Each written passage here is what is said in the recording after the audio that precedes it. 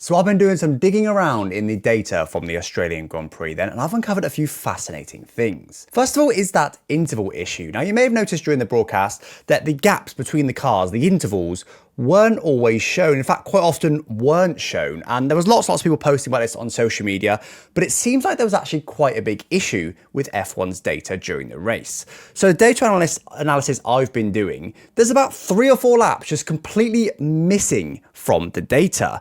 Look at this on lap 4, which isn't actually lap 4 by the way, the sector times just don't add up to the actual reported lap time. So there was some sort of issue around lap 4, 3 to 7 or 8, where the data just blew up and everything became out of sync. The data I've got, I haven't even got any data at all for those 3 laps. So something went really wrong. They weren't just choosing to not show it, there was an actual genuine issue, which has also manifested itself in the data available after the race. But moving on from that then, I have done lots of analysis on mainly the strategies. Who got it right, who got it wrong, and could Haas have actually got a podium?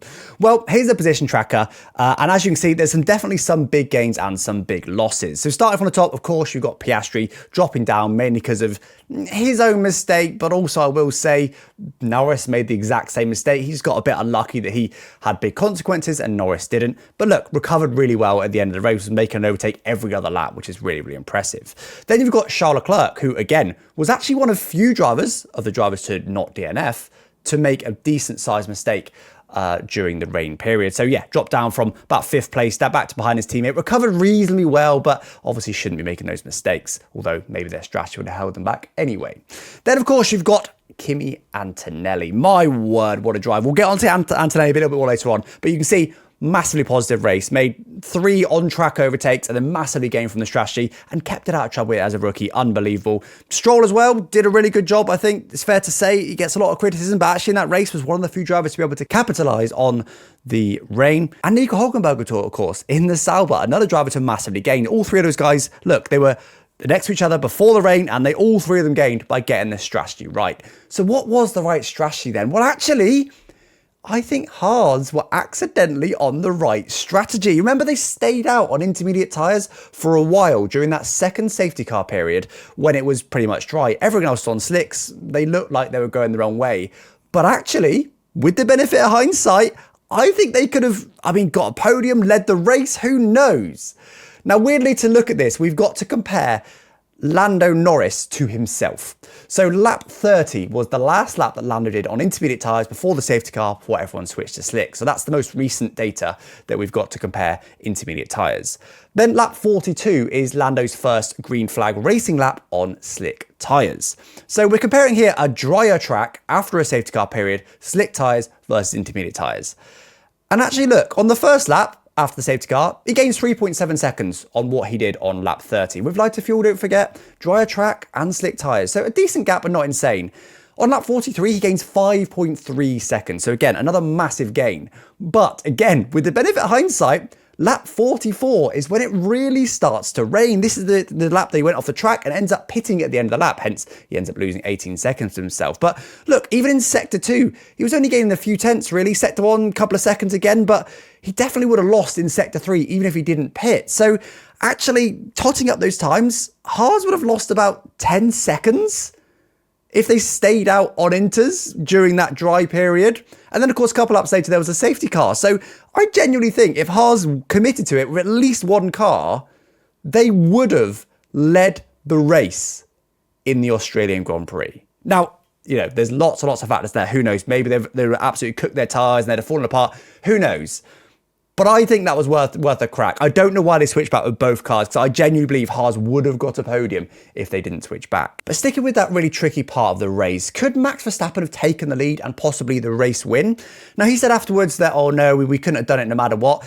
And this is the data between Norris and Verstappen across the whole race. So first of all, you can see the data issue at the start there, the few laps that are missing. You can see Verstappen's tyres massively go off on those intermediates. Apparently they overheated and he lost a load of time. But there was a safety car that was deployed, which brought them right back together. But it's that moment there where Norris loses the lead after pitting early that we want to concentrate on. So let's zoom a little bit on that. And as you can see, when Norris comes on his outlap on lap 45, he's just pit for intermediate tyres, Max stays out on slicks in the rain.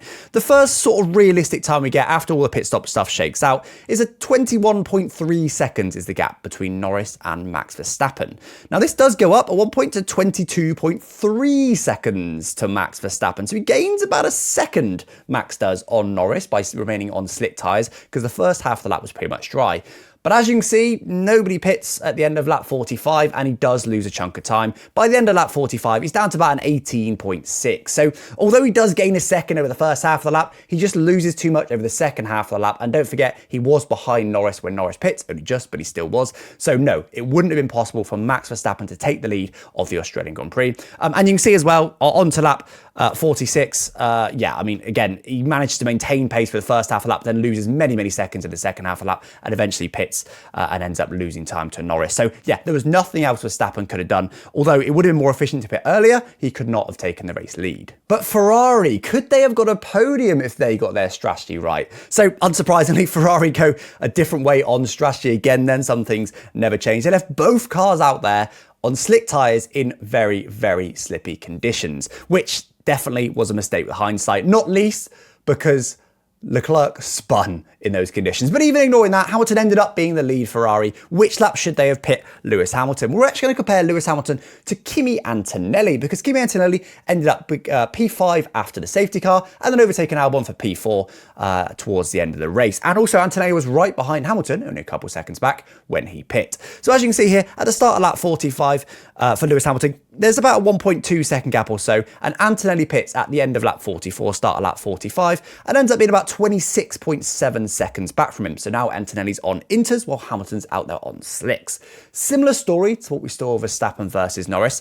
Hamilton manages to gain a bit of time in the first half of lap 45, up to, he actually gains more like 2.5 seconds though on Antonelli. So a decent chunk, and then does lose a little bit towards the end of the lap. But I actually think if he pit at the end of lap 45, which by the way, not a single driver did. I think it became clear that there was probably going to be a safety car, so they were just staying out for that. But nobody pit lap 45.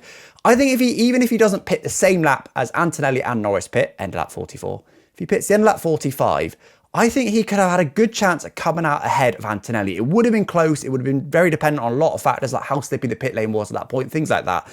But it would have been close. Worst case scenario, he'd have been just behind Antonelli. He would have finished in a higher position than he did in the end. Because don't forget, he came back out in, what was his position? I think it was about P9 again after all this shook out. So he could have been about P5, P6. Definitely a mistake from Ferrari. Even though they didn't get the first pit right, they should have pit at the end of the next lap and they would have still been okay because the losses weren't too bad at that point. But they're Ferrari. They didn't. And then we got one more talking point before we get back to Antonelli again then, and that was the safety cars. Now you may have noticed they were out for a very long time in the Australian Grand Prix. So we had 3 safety cars in total. 17 of the 58 laps were behind a safety car, but the time was the bigger issue, honestly. We had 43 minutes of the 100 minutes of racing behind the safety car. That's almost half of the time watching F1 was behind a safety car for the Australian Grand Prix. So why was it taking so long then for these safety car periods? Well, I initially thought, well, it's because it's wet, like they had to be careful, but it didn't look like they were spending any time getting the trucks out on track. And honestly, it looked a bit unsafe at times with how close the trucks were to the track. You know, we had unfortunately, Jules Bianchi losing his life a few years ago for almost the exact same thing. So that didn't look great. So they weren't being slow as such. Honestly, for me, I think it was because they were using trucks and because it was wet. No one said you have to get the cars onto a truck. Lots of tracks these days have massive cranes. Monaco has done it for many years, where someone goes on track, hook up the crane, and they just pick the car up and plop it off the track. No need to get a dangerous truck onto the track. No need to take ages to do it either. And it would have been a lot quicker. I mean, we had 15-minute safety car, a 17-minute safety car, and a 10-minute safety car. That's too long. You can't be taking 17 minutes to clear up a car. They should be able to do it faster than that. Look, obviously, safety is a top priority. I'm not saying they should rush it and do things unsafely, but this is F1. There's lots of people watching. They should be hiring big cranes, particularly at, places where they crash quite often. Hire some big cranes, get them off the tracks quicker. Let's get racing sooner. And finally then, we have to give the final word to Kimi Antonelli, because my word, what a rookie performance that was. And bear in mind, he's a proper rookie. Not like Behrman, that's had a few F1 races under his belt. Lawson, who's got a few F1 races under his belt.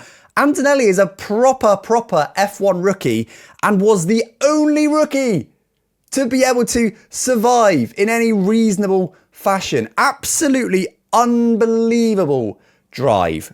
Honestly, probably the hardest race you could ask for as a rookie. Wet, dry conditions, walls are close, lots of safety cars, lots of strategy stuff, rain stopping and starting. It was carnage. But Antonelli did unbelievably well. Now, I looked into this to try and figure out, like, what was he doing? Did he do something differently? And I couldn't find anything. Honestly, I think the reason he did so well, he made 4 on-track overtakes. He overtook Hulkenberg twice, and then he overtook Stroll on track, and then also later on he overtook Albon on track round the outside, which was an unbelievable move, by the way. That was on the last or the penultimate lap. So not that many on-track overtakes. It wasn't like he was able to overtake what others wouldn't. His pace was decent, but not like, you know, ridiculously quicker than you expect him to be in that car. Honestly, all he did was stayed out of trouble. Stayed out of trouble and got the strategy right. That's mainly all he did. Well, I don't want to understate it, because as a rookie, it's very hard to do that. We saw lots of people make lots of mistakes. We saw both McLaren drivers off. We saw Charles Leclerc spinning. We saw Alonso in the wall. Lots of very experienced drivers making quite big mistakes, while Antonelli was able to keep it clean. Unbelievable. 16th to 4th in that race. So for me, Kimi Antonelli, of course, he's the driver of the day. I don't know how Lando Norris won it. I think just because he's got lots of fans. Yes, okay. Norris also did well, but he made quite a big mistake, was quite lucky to recover from it. He could have been in the Oscar Piastri situation and stuck in the grass for ages. Antonelli made no such mistakes, and he's a rookie, and he started further back, and he's got a worse car. To me, it's a complete no-brainer, and I will not hear any words otherwise. Anyway, guys, hopefully you enjoyed this F1 analysis video. Do drop a sub if you haven't already, because YouTube still doesn't really know what this channel is. I've changed topic and it's not very happy. It keeps showing it to people who aren't interested. So if you do enjoy this, please do drop a sub. It lets YouTube know that you're the sort of person that is interested in this video, and it will show it to more people like you, and it will really help. I'd really appreciate it. But anyway, guys, Chinese Grand Prix is up next. Thanks for watching. Bye-bye.